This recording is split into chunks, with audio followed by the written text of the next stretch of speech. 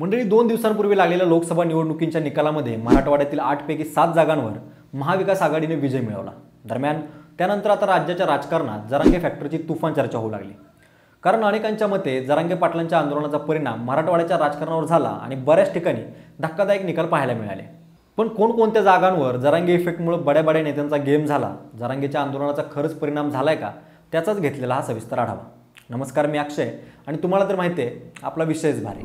मंडळी, मागच्या वर्षीच्या ऑगस्ट सप्टेंबर महिन्यात मनोज जरांगे पाटील यांच्या मराठा आरक्षणाच्या आंदोलनानं सगळं रान पेटवून दिलं होतं। जालन्यातील अंतरवाली सराटी गाव हे त्या आंदोलनाचं प्रमुख केंद्र होतं। पुढे पोलिसांनी आंदोलकांवर केलेला लाठी हल्ला, जरांगे पाटलांनी स्वतःच्या जीवावर उदार होऊन केलेली 4 उपोषणं, कोट्यवधीचा मराठा समाज एकत्र करून पार पाडलेल्या सभा, सरसकट कुणबी आरक्षणाची मागणी, मराठ्यांना ओबीसी कोट्यातून कुणबी आरक्षण देण्याच्या मागणीसाठी मुंबईच्या दिशेने काढलेला पायी मोर्चा, महायुती सरकारची उडालेली भंबेरी आणि त्यानंतर सरकारनं मराठा समाजासाठी 10% आरक्षणाची केलेली तरतूद, या सगळ्या गोष्टी कुणीही विसरू शकत नाही। त्या सर्व प्रकरणानंतर जरांगे पाटील नावाची सर्वसामान्य हस्ती महाराष्ट्राच्या राजकारणावर किती मोठा इम्पॅक्ट टाकू शकते याची चर्चा होऊ लागली। मराठा समाज तर कोट्यवधीच्या संख्येने जरांगे पाटलांच्या प्रत्येक निर्णयात पाठीशी राहू लागला। जरांगे पाटील सांगतील ते धोरण आणि बांधतील ते तोरण अशी परिस्थिती निर्माण झाली। एका बाजूला जरांगे पाटलांचा लढा सुरू असतानाच पुढे लोकसभा निवडणुकांची रणधुमाळी सुरू झाली। स्वतः जरांगे पाटील यंदाच्या निवडणुकीत उतरतील अशी चर्चा सुरुवातीला रंगली होती, पण जरांगे पाटलांनी आपला आरक्षणाचा मुद्दा केंद्राच्या अखेरीत येत नाही, त्यामुळे आपण लोकसभा निवडणुकीत इंटरेस्ट घ्यायचा नाही असं समर्थकांना सांगितलं। पण तरी मराठवाड्यात मात्र अंतर्गत पातळीवर जरांगे फॅक्टर वर्क झाला आणि भल्या नेत्यांच्या तोंडचं पाणी पळालं। मराठवाड्यातील 8 पैकी एकूण 7 जागांवर जरांगे यांनी विद्यमान सरकारविरोधी प्रचार केला अशी दबक्या आवाजात चर्चा सुरू होत्या।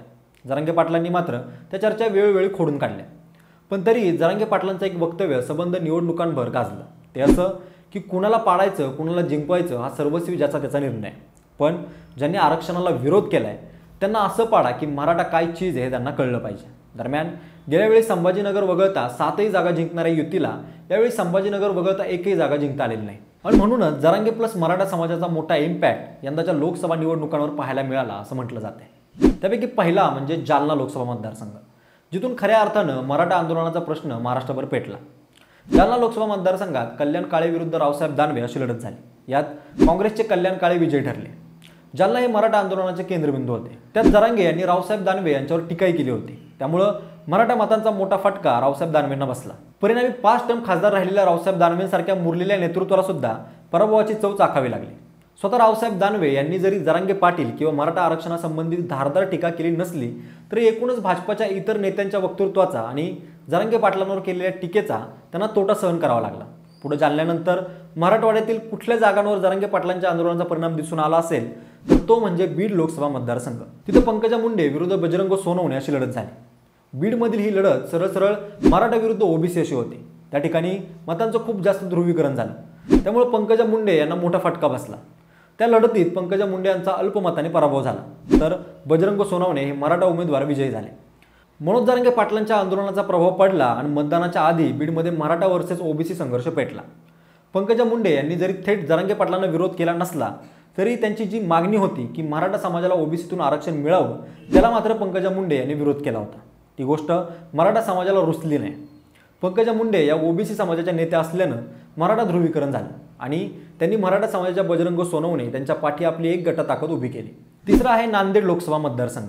इथं काँग्रेसचे वसंतराव चव्हाण विरुद्ध भाजपाचे प्रतापराव चिखलीकर यांच्यात लढत झाली।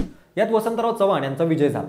नांदेडमध्ये प्रतापराव चिखलीकर यांच्या प्रचारावेळी अशोक चव्हाणांना मोठ्या प्रमाणात मराठा समाजाचा विरोध सहन करावा लागला। त्यावेळी चिखलीकर यांची गाडीही फोडण्यात आली होती, त्यामुळे मराठवाड्यात भाजपा विरोधात मराठा समाज एकवटल्याचे पाहायला मिळाले आणि परिणामी वसंतराव चव्हाण यांच्या गळ्यात विजयाची माळ पडली। पुढे चौथा आहे परभणी लोकसभा मतदारसंघ। परभणीत ठाकरे गटाचे संजय उर्फ बंडू जाधव आणि महायुतीच्या पाठिंब्यावर उभे राहिलेले रासपचे महादेव जानकर यांच्यात लढत झाली। संजय जाधव हे मुळातच तिथं स्ट्रॉंग उमेदवार म्हणून ओळखले जात होते, पण मोठ्या प्रमाणावर असलेला धनगर समाज, ओबीसी मतदारांच्या जाधव भरोशावर फडणवीसांनी जानकरांना परभणीत तिकीट देऊ केलं। पण तिथेही ओबीसी वर्सेस मराठा असा संघर्ष पेटल्यानं संबंध मराठा समाज संजय जाधव यांच्या पाठी एकवटला आणि पुन्हा एकदा त्यांनाच खासदारकीपदी विराजमान होण्याची संधी मिळाली। तिथेही जरांगे पाटलांची जादू चालली। पुढे 5वा आहे छत्रपती संभाजीनगर लोकसभा मतदारसंघ। ठाकरे गटाचे चंद्रकांत खैरे विरुद्ध शिंदे गटाचे संदीपान भुमरे विरुद्ध एमआयएमचे इम्तियाज जलील यांच्यात तिथं टफ फाईट झाली। त्यात अनपेक्षितपणे महायुतीच्या संदीपान भुमरे यांचा विजय झाला। संदीपान भुमरे यांनी जरांगे यांचे उपोषण सोडवण्यात महत्त्वाची भूमिका निभावली होती। त्याचा फायदा बुमरे यांना झाला.